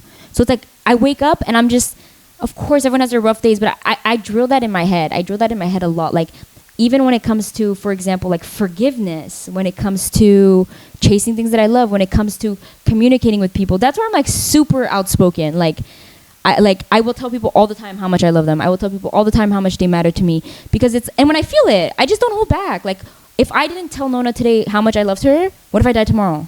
It's like, damn, she's not even gonna know that, like, I was sitting in her living room and I was like, oh my God, she's so cute, she's so sweet. It's like, those things are so meaningless to us, but it's really not. Every day should be like, every single thing you think you love, you do. That's it, period. Because we're really not immortal. What's like the average lifespan? I'm genuinely curious. I don't. There's no way it's like I think 70. it's like 75. Wait, are you sure? I think so. Wait, no way. Is it really 70? I'm about to be mind blown. Yeah, but again, if you think about it, Average? 75 isn't a long time. Like, it's like creeping up, you know? Oh, it is 77. That's crazy. Wait, that is crazy. I didn't think that for some reason. Oh my God, it's going up though. We love that. From 75 to from 70 to 77. But yeah, anyways, like, I don't know. Like, I like to live like Live life, I'm. but live life. Be alive. Be alive. Be alive. Do things every day that makes you feel alive. Like, even if it's like literally walking to get Starbucks every day because you know it makes your heart happy, how long is that going to take? Like, probably 30 minutes or something. Just do it. Just do it. Yeah. You know? You want your life and your death to be different. Yeah. Imagine, like, you live every day and you hate it and you do nothing that you enjoy. You're just like robotic, not even mentally there. You're mindless. You're not mindful because you hate everything that you're doing. What's the difference between that and death when your mind's turned off? Same shit. So you got a chance at this literally magical life. Mm-hmm. Like, how are we even alive? Mm-hmm. Right? Like, we are sending rockets and spaceships light years away, and we don't even, like, there's no water even. Like, there is nothing, like there's planets, like, on fire. Like, nothing could live in there. We are alive. Like, literally, like, we are speaking languages. We have brains. It's, like, literally magic, and you're just gonna live like you're dead? Like, this What a waste. What a waste of life. Like, we're trying so hard to find other life, and we can't. Yeah. It, like, doesn't exist so far. Literally. Like, we don't know if it's even out there. Literally. The only life that exists is us, and we waste it. You know what's crazy? I think I saw a video about this guy who he went to Africa and he was living with the tribes there, okay? Mhm. And then, I don't know, something happened. They were talking and stuff like that. And, one of the person in the tribes, because, you know, like, they live, like, hunter-gatherer style. Yeah. Like, no internet, nothing. No internet. Wait, like, so how did they let him completely- in? I don't know. Okay. But he was living with them, and then when he was interviewing one of the tribe members, the tribe member was like, people think that we're poor, but we're richer than you because Wow. we experience life Wow. and you guys don't. And I'm like, that is so true. Why? Well, it makes sense because we do live in a capitalistic society, okay? Given you, like, that's what the government wants. Yeah. Like, they want you to be in this system. They want you to, like, work And because buy money and buy things. capitalistic society, exactly. So it makes sense that we are forced into this system, and in our heads it's like, for us to be rich, I actually have to have physical money, you But know. that's I not their have to rich. have luxuries. In our head, it's like, you need to have the Lambo, you need to have the mansion, you need to have all these designers. That's the That's who's rich. definition of rich. Yeah. But in reality, none of that shit matters. it is true that the tribes who are away from civilization, or like away, I don't even want to say civilization, they're away from like I don't know, society maybe. They're a like city away. life. Yeah, like away from that, they are truly the ones who are rich, because guess what? They experience life to the fullest. They are living the present. I think the reason that they are rich is because they live in the present. Yes. They hunt in community. Yeah. Community. They live in the present. They were talking about how their days go. They wake up, they go hunt, they go gather, they prep food, and then after they eat food every single night, they dance and they party in celebration for that day that they had. Wow, they That literally is they rich. celebrate life every day. Every single day. Yeah. Isn't that wonderful? That's nuts. And you That's know beautiful. what? Exactly. And I think like the one thing that I'm practicing a lot, and this is the one thing that I really hate, and I can't blame them, but like whenever you go out with individuals, I really do like hate when anyone is on their phone. Yeah, like they're sucked in it for like so. It pisses me off, because whatever's on the Instagram is going to stay on Instagram. Whatever's on Twitter is going to stay on Twitter. It's not going to run away. But that moment that you have with that individual, that's not going to last. Ever. Yeah, that's so true. And guess what? When you go home, and how amazing is it when you go hiking or something and you have no cell service and you're forced to be in the present? You feel so good and energized after that hike, right? Mm-hmm. It's like a charge. It's like a recharge. Mm-hmm. I feel like people are just so sucked into practicing not being present, and in that sense you lose community. Social community is amazing, like we are humans, we need physical community as well. So I feel like that's why the tribe individuals are way richer than us, because of mindfulness. We are poor. Yeah, despite all this bullshit, in our society we will always be poor because we lack the things that make us feel alive. Yes, absolutely. Mm-hmm. Absolutely. Mindfulness is being rich. Mm-hmm. Mindfulness is wealth. Dude, you know what it is? Like, this tribe, right? Like, they will never have the physical luxuries that we do, right? Because also, like, they're just not that advanced, like, technology-wise. Mm-hmm. But it's crazy because with none of that, right? Like, the reason that I agree that they're richer than us, right, is because, one, like you said, I agree that the mindfulness is what makes them rich, right? They're so in the present that they are fulfilled more than we will ever be. Think about that sentence one more time. They are so mindful and in the present that their lives give them more fulfillment than ours ever will. Because we are not mindful. We are not in the present, ever. So we live with constant voids, constant feelings of I am inadequate. Why? Because there's a timeline that I'm not abiding by. I failed it. I'm inadequate. Why? Because I bought a mansion, but it wasn't as big as I thought it would be when I was 25 years old. I'm inadequate. I got the newest iPhone, right? But a year later, the newer one came out and I didn't have enough money for it. So it made me feel like a failure. I'm inadequate. We don't even get fulfilled by the things that we chase when we get them. You want that job? When you get it, it's not good enough because you see someone else make more in a different position.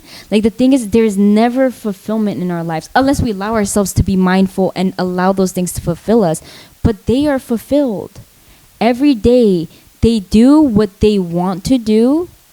And what they want to do is what they have to do. It's a different life than we live. Mm-hmm. We do what we have to do, and if we're lucky, it aligns with what we want to do. But a lot of the time, it's like we have to do it, but we really don't want to do it. But these people, they live such a simple, by simple, I mean like order of operation simple. They live a simple life that's desired by them. Like, when they wake up and they hunt and they gather, they want to do those things. And it's what they have to do to eat.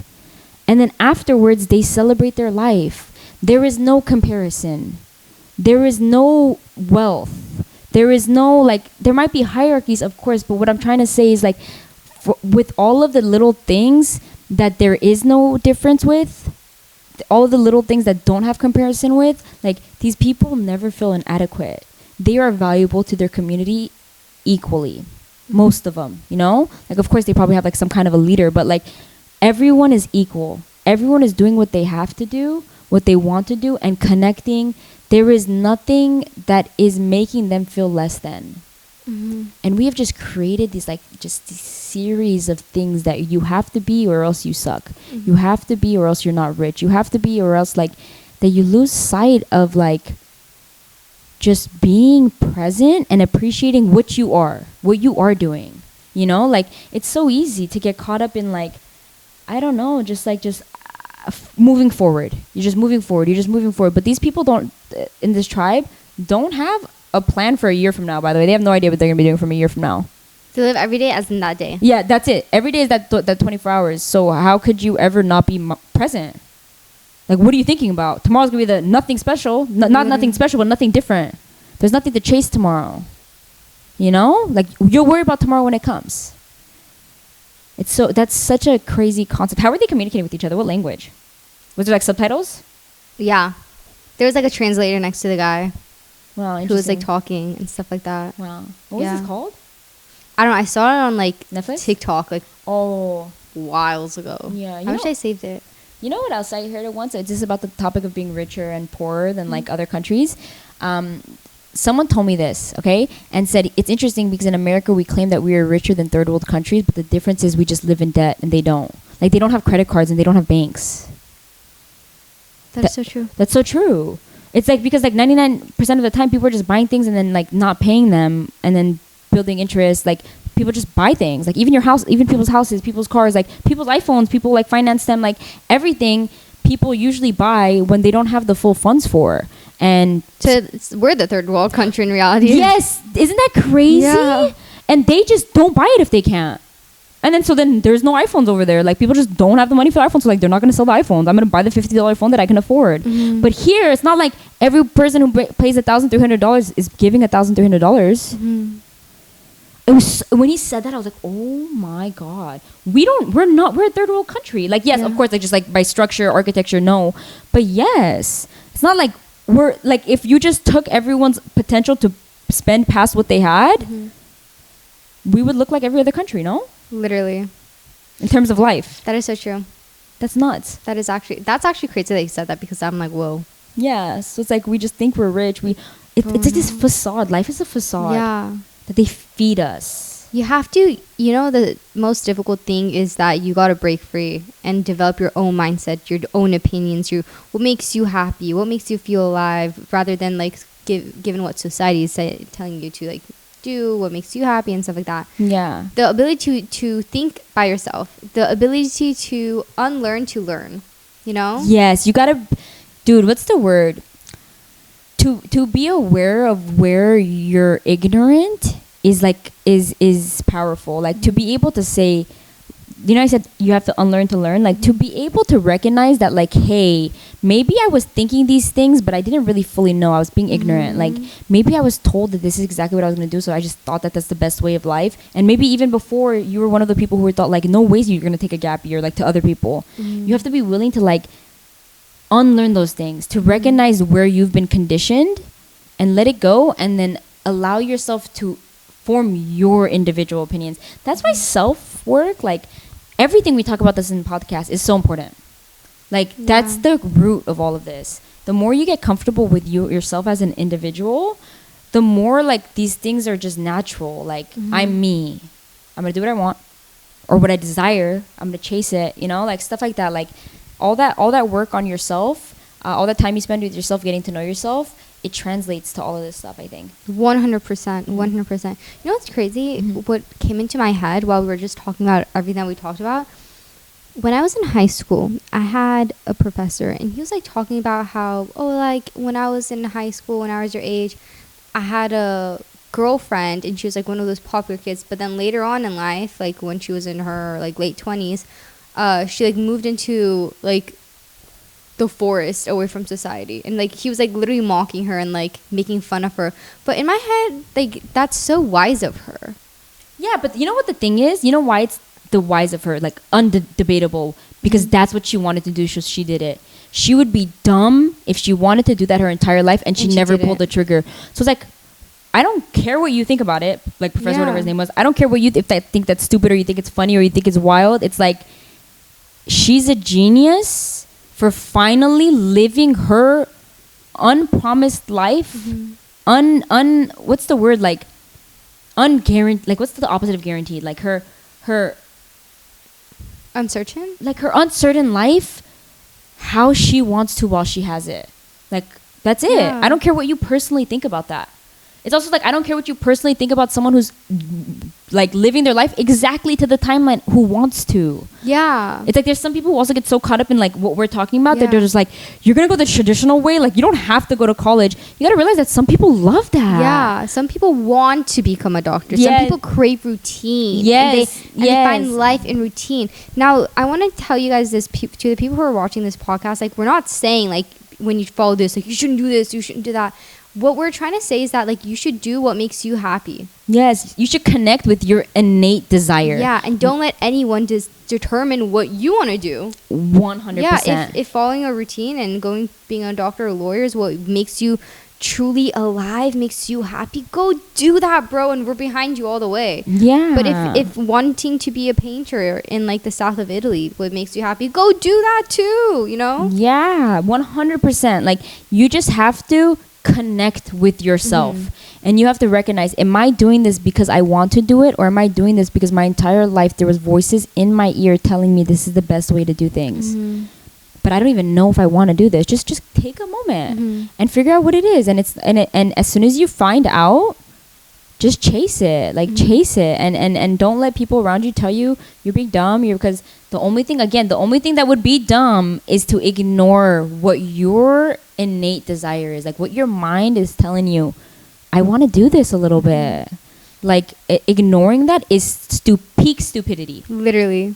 Ignoring Literally. your like chest telling you this feels like a good idea, this feels like a better idea, is peak stupidity. We are smart creatures.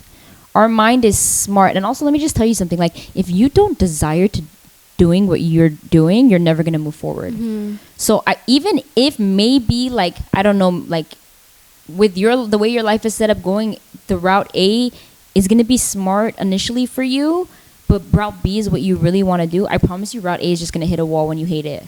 But route B, with the passion, the love, the desire, has potential for like growth. Like the cap on route B is like the sky, but the cap on route A is like very short. It's like it might work out perfectly, just what you need in the beginning, but you hate that route, so you're never gonna get any better at it. You know what I'm saying? It's like if I hate my job at Chipotle, will I ever get promoted? There might be opportunities, like, because you could always work up in a company, but if I hate it, how well am I gonna work? How well am I gonna show up? How often am I gonna show up? How many times am I gonna try to call off? How many times am I gonna sleep in? You are never gonna make more money at Chipotle. But initially, it might give you exactly the money that you need to live. So it's gonna, that first paycheck, you're like, this was a good option. I don't really hate Chipotle, but I love the paycheck I'm getting. But it's like, what if route B is writing? The first 6 months, you're not gonna make any money.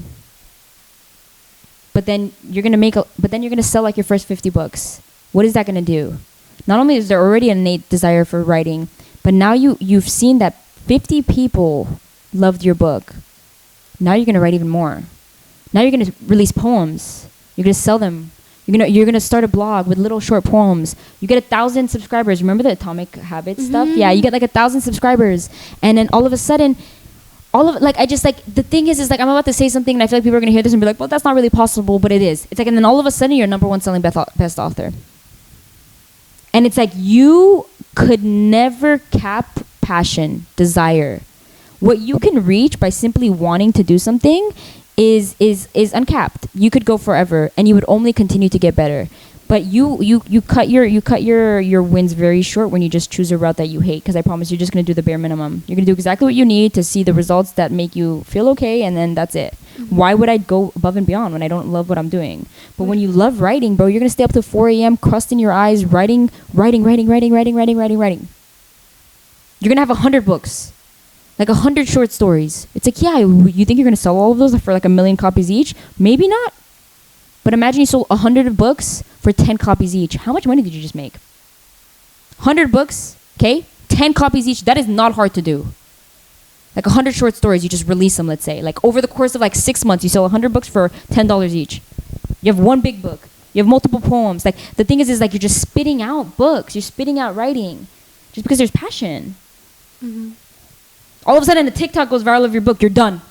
Yeah. You're done. You just made 200K in a month. What are you gonna do about it? Like, you know what I'm saying? It's just like the cap is it's just crazy. The cap is crazy.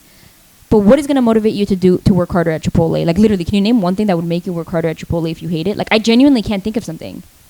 No. One thing that can make you work harder if you hate it. Can't, like, but why would your manager do this? I can think of one example. Your manager comes to you and says, hey, by the way, like, if you work harder, you'll get a bonus. It's like, okay, yeah, the money might motivate you, but why would your manager say that to like your shittiest worker? He's probably thinking about firing you. You're about to lose your job. But with the writing, I can think of a million things that would motivate you. Literally, a million. Yeah. Just simply writing motivates you. I'll tell you what can motivate you if you like writing. A bad experience. You literally just cried your eyes out because you got broken up with. Write it. If you were working at Chipotle, you would call off the next day depressed. But today, if you're working on just writing, it's a passion that you love, you would call off, you'd be sitting in your bed, but you'd be writing on your notes because you're a writer. And all of a sudden, you just have this sad, depressing poem. You know how many people love sad, depressing poems? How many? Those poems are super popular, bro. And then that's it. You're telling me life experiences are just gonna motivate you make money? Like, that's nuts, right? What else can motivate you if you like writing? Like, a million things. You read a book, now you're motivated. All of a sudden, you just picked up a random book because you like to write, so obviously you probably like to read, and you just read the book, and the book said something, and you're just like, wait a second, this is so beautifully written. One day I want to write like this Arthur. I got to start practicing more of my writing because of how much I love the way this author wrote. Like, that's it. It's just like a passion. The motivation is, it's like you don't even have to find motivation. People are like, how are you motivated? How are you motivated? Passion. Any kind of passion rooted in anything, the motivation just flows. Literally. It just flows. It comes from everything. Like, I can look at that flower as a writer and just be like, wow, it's so beautiful. I want to verbally articulate how beautiful that is. Yeah. That's it. Everything will motivate you. I literally love what you said. Yeah. So much. Because it's like, not even gonna lie, this is the first time I've heard like this type of mindset. This one? Yeah. Wait, really? Yeah. I love that. I love that so much. That is so true. Yeah. And that just shows how creative we are. Yeah. Like, anything that sparks your creativity is like a moneymaker, I believe. Like, obviously that one's a little subjective, right? Because people will be like, well, not all people are like creative, which I don't believe. I don't like feel that comment. You haven't found your thing. Yes, humans. Oh my God, can I say something? This is a conversation I had with somebody, and it just clicked. It just brought it back to my mind. Listen, I know these two people. Okay, like, I know a bunch of creative individuals. Like, I'm talking, like, I know people who make music. There's an Icon school here. It's called Icon Music. It founded a lot of famous artists like Marshmello, Slander, I believe. Like, if you guys just search Icon Collective Music, I think, like, it's in LA. Founded crazy musicians, like, famous. Okay, like, then they all went to this school. I know a couple people who work for that school and create music at the same time. Like, just creative individuals, right? Like, so these people like to create. This is such a good example of what we were talking about, but just off topic before I tell the story. These people, their passion is making music, right? So, and while their music doesn't make them a lot of money, but they're working at a music school. So it's like they're around, by the way, like, now they have access to studios and stuff and equipment and stuff. And then on their free time, they're making music. So it's like, that's what I meant by the 50-50. Like, you can always find a way to make things work. Like, you have to work a job, right? They want their music to make them money. But until that happens, you have to get a job. So it's like they could have done something that would make them maybe a little bit less happier than working at a music school would, which that would have been okay as well, as long as they found the 50% of, like, making sure you make music because it makes what makes you happy. But they thought of something really smart. Let's work at this school. They went to the school first, and then they were like, wait a second. Let's work here while we make music, so we can make money to continue to make music till it makes us money. That is so smart. Really smart. There's so many ways to go about life like that, right? Like, so many ways to go about life like that. Like, for example, I saw this on TikToks. A girl was basically saying, she's passionate in fitness, okay? So that could mean so many things. You can end up being a content creator. You can end up being a trainer. Like, all you know is that there's a passion in fitness. She wants to go to the gym, but she doesn't have money. So what does she do? She works at the gym. Free membership while getting paid. Done. Like, there's so many things you could do. So smart. And there's so many things you could do with life. And now all of a sudden you're working at the gym, which is giving you a free membership, and you're getting paid. How motivated are you going to be with fitness? You're probably going to be so on top of your shit, meal prepping, everything, because now your job is fulfilling you. It's giving you access to the one thing you're passionate about, and at the same time, it's paying you. You just got a gym membership for free, and you're gaining money, and you didn't have that before. It's like double happy. But literally. So on top of these people who make music, I know a few other creative people, and they like, I want to give examples of what they do. Like, let me tell you what these people are doing in their spare time. This is just a creative thing that they're doing, and I think it's the smartest and it's the most beautiful thing ever. Okay, so they, first of all, I have known that they've been creating forms of media, dude, since I was how old am I right now? I'm 24. Since I was maybe like 18 years old, I've known them through my sister because they're her friends, but mutual friends, I would say, because we spent so much time all together. Like, I would 100% consider them my friends, but met them through my sister. They have been creating, okay, two of these individuals that I can recall, forms of media, right? Like, any kind of, like, because they like to create, like, movies, little skits, little shows, okay? Like, and if you tell someone you want to do that, it's like, how are you going to make any money, right? So they've been doing that since I was 18 years old, okay? I've watched them. And simultaneously, the guy worked at a movie theater. And then I'm telling you, like, on his free time, he's producing, casting, and shooting for like a show that he would release on YouTube.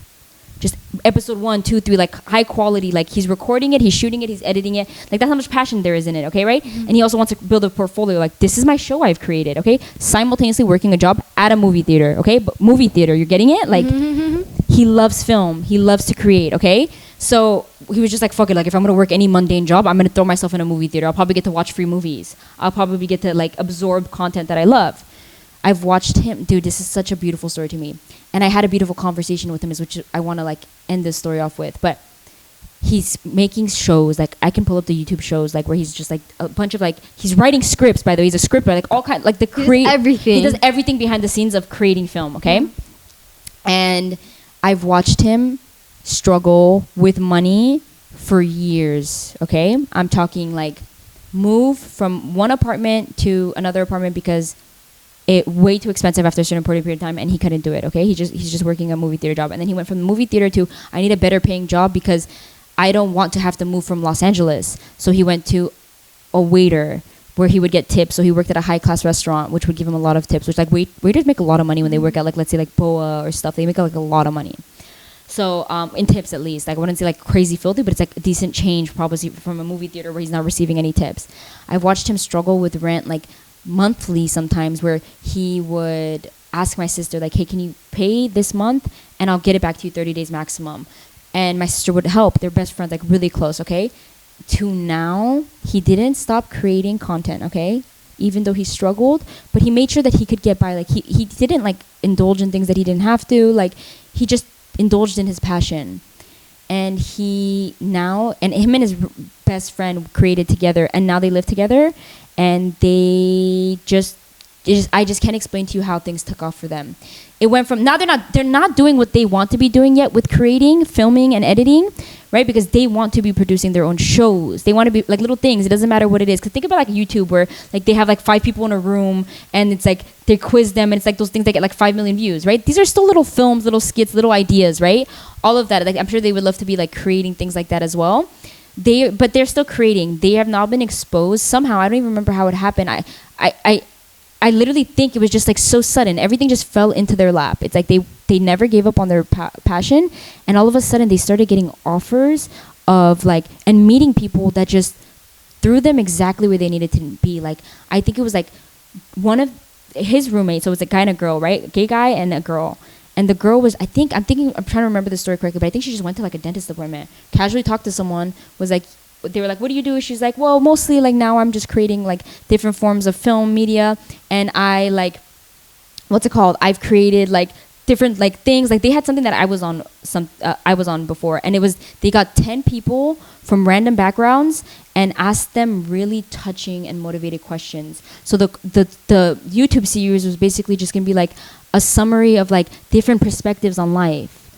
And that's such a beautiful concept. It's so beautiful. It's so random. Like you wouldn't see that. It's like, what do 10 people from across the world think about like political topics, let's say, and then they just ask it. And then it's like some people answer funny, some people cry, some people answer, like it's so beautiful to see these different perspectives, right? And all of these like they would create and edit and post. But she was talking to this person at the dentist and was just like, yeah, I do this. And they were like, oh, let me see. And they were like, well, the doctor needs like like an ad. He's really bad with Instagram and wants to get like reels created. And this is like I think the doctor was also like a plastic surgeon, so he worked at the dentistry and was also a plastic surgeon. And they ended up like landing a gig for like 3 reels monthly for like 10K monthly.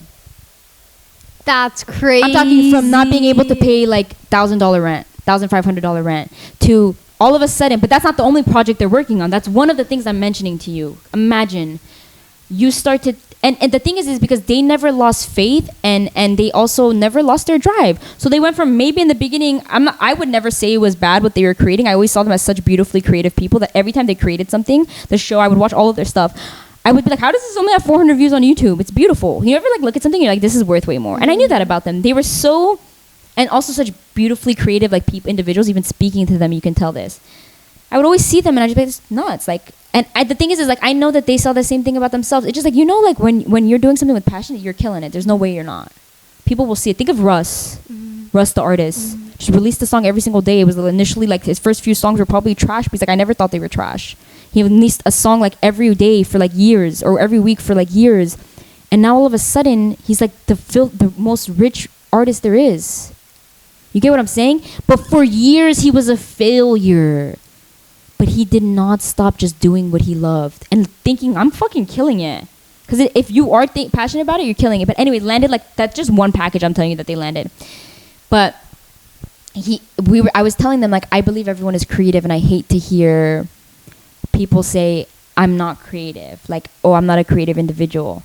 And he said, I agree with that 100%. He's like, because people's creativity looks different. He's like, people think creative and they think, oh, I can't draw, I can't sing, I can't dance. But then there's, well, how do you decorate like your plate when you eat? Some people kill it. Maybe that person can't draw, but every time they hand you a bowl of plate, you're like, this looks so good. How do you decorate your house? How many compliments do you get when people walk into your house? How do you speak? You ever get compliments on the way you articulate your words? Some people have a creative beauty to the way that they speak. It's almost like it's beautiful to listen to, just like a painting's beautiful to look at, right? And that beautiful to listen to doesn't mean you can sing. It's just the way you're wording the things that you're saying. Isn't that nuts? And it's like some people, when they text you, it's beautiful to read. It's captivating. It's funny. That person's creative. You get what I'm saying? And I was like, that is so true. Creativity, we think of it as images. We think of it as audio, right? Like harmonizing, something beautiful that you can look at and you can say, these colors are pretty. But creativity goes as far as there's like another example, like some people, right? But I would assume that this is images, but like some people have like an aesthetic to their Instagram, right? Like that's creative. I can't, like, I genuinely, like, I think I'm creative. I've always said, like, everyone is. But there's some things that I could see other people do and I'm like, wow, that's such a creative way to do it. Like everything is creativity. Everything is creativity. The creativity is just the art of how you do blank. The art of how some people do anything is beautiful. And to say you're not creative is so wrong, because there's something in your life you're doing so effortlessly in such a beautiful way that somebody who would watch you from the outside would be like, wait, you killed that. Maybe they wouldn't use the word creative, but I'm telling you that's creativity. Mm-hmm. And when he said, like, I've summarized what he said, and I wish I remembered exactly what he said, but he said that to me and I was like, that is so eye-opening. Because creativity doesn't mean colors. Mm-hmm. It doesn't mean singing. It doesn't mean creating a really funny video that everyone likes and it goes viral on TikTok. That's not the only thing about being creative. It's the way you think. It's your perspective. You ever hear someone have a perspective and you're like, how did you, like him, like that perspective is creative. Mm-hmm. You had to look at the way someone was cooking food and be like, that's also creativity. Not everyone would do that. You had to look at the way someone like organized their house. I guess that is like, but the thing is like when you talk about it, it's like, yeah, that is creativity, but would you say that? No, you had to look at the way that someone speaks and be like, wait, that's beautiful. The fact that he viewed creativity that way is creative. No? Like, you get what I'm saying? Like, it goes as far as, like, so many things. And then people will be like, I'm not creative because I can't draw. I'm like, think about it again. Like, think about it again, bro. Like, you're doing something creatively in your life. And then just acknowledge it. And then you'll slowly be like, I'm fucking creative. I love that. You know? Yeah. It's like, I don't know, that conversation was like a big like eye-opener for me. I love that so much. Mm-hmm. That just like made my heart so happy. Yeah, it's a really and cute it also made me really happy that like now the universe is rewarding them for their hard work. You know what? I I think I saw a TikTok about this, or like I read it somewhere. I was like exposed to it. But anyway, I saw someone say that the universe or God or whoever you believe in, a higher power, rewards those who work hard. I agree. You know, if you work hard consistently and put your all into anything, it's guaranteed that it will reward you. It will eventually reward. I've never ever heard of anyone who didn't get the fruits from their labor. Never. Louder. Never. Never. Like it's math. 2 + 2 = 4. Mm-hmm. So if I have 24 hours and I don't even think about tomorrow, and I just make sure in those 24 hours I have to do exactly what I have to do to get to what I want. For example, I want a healthy body. 24 hours. So I'm like, okay, I don't give a fuck what happens in a day from now or a week from now. What do I have to do in 24 hours to have a healthy body? I have to eat right, go to the gym, and rest. Okay, all I do is like every single day, I make sure I hit those 3 dots. If my 24 hours looks like that every single day, 2 + 2 = 4, right? Mm-hmm. Is there any possible way I would not get to the fit body that I wanted in 6 months? Like, is there any... Impossible. It's impossible. You will eventually. If I want to be a good musician and I have passion for music, and I open my eyes, I'm like, okay, well, if I want to be a good musician, what do I have to do to work hard to be a good musician? What do we have to do? I have to practice maybe the instruments that I want to do, and maybe like make a song and devote at least like 5 hours to it today. And then maybe listen to some music so I can have like a creative outlet. Okay, if I do that every single day, but I start off like shit, but the passion is there. Is there any way my music doesn't improve by 500%? Like in like 2 years? I feel like there's no way. 2 + 2 = 4. Like there's no way. You work hard and it's yours. Agreed. You work hard and it can't not be yours. That's why there's that confidence. Any single person who's grinding, they go, it's mine already. You know, like grinders are usually like, I know I'll get there. Yeah. Because there's that confidence to like, I know I'm doing what I have to do every day. Like, how could it not be? I know I will get it. It's manifesting. Yeah, You're manifesting it. Yes. But again, look, you can't dream big and just dream. Oh. If you just... That's not going to get you anywhere, you know? You have to put in the work. You have to do. You have to do. You will get rewarded. I promise you. Yeah, I promise as well. Yeah. It's You hear my insane. stomach? I just heard it. It's a coffee. Yeah, my stomach just goes crazy out loud at the digesting as well. Me too. I always get embarrassed whenever I go on and eat because, like, whenever it digests, it's like... I get super embarrassed. At restaurants, you don't really hear it often, but like if I have someone like hang out with me, like in, one-on-one in or this place, something. Yeah, like if I'm here and we just finished eating like pizza, like we're gonna sit on the couch and just be like the quiet room. So funny. Yeah. But, yeah. Oh my god. I'm done to wrap it up. You done? Yeah, to wrap it yeah. up? Dude, we had such a beautiful episode. I love this episode so much. We didn't talk about anything we wanted to. Always. It's so funny because when we came on, we were like, okay, this is what we're going to talk about. We didn't even talk about the topic that we wanted to talk about, but it turned out to be so much better. Way better. Like, I love their topic. We'll probably touch on it later, but it's so crazy. We were like, here's our topic for today. Boom. All of a sudden, it's like we just started speaking. It was like, do you know what? Like, I loved it. Yeah. Like, I genuinely love this episode so much. Me too. This is probably, I don't even think we say this a lot. This is one of my favorites. This is one of my favorites too. Yeah. Well, I hope if you guys listened to all of this and you were here throughout the entire thing, I hope you guys took some value from this, and we would love to hear back for this one, especially comments, DMs. Like, I think it's cool. I think for our episode with Elena, we had like discourse in the comments. I love that. I love it. Like, I love that opening up in the Discord comment, the Discord or YouTube comments. I would love to see something like that for this episode. It'd be super cool to see your guys' perspective. Yes. Agree, disagree, stay neutral, anything. Like, we literally don't care. Like, we don't take offense in anything. We just love hearing different views and viewpoints, and we love feedback. We love hearing just anything. Even if you type a heart, we just love it. Yeah, you know? literally. Yeah. Thank you guys so much for always tuning in. The Muscle Mommy squad is like so special to us, and the fact that you guys just listen to us ramble for hours, like it means the absolute world. And we will see you continuously. Don't forget to subscribe on YouTube if you haven't so. That means the world to us. And if you're listening on Spotify, please leave us a review. It could be good or bad. We don't mind.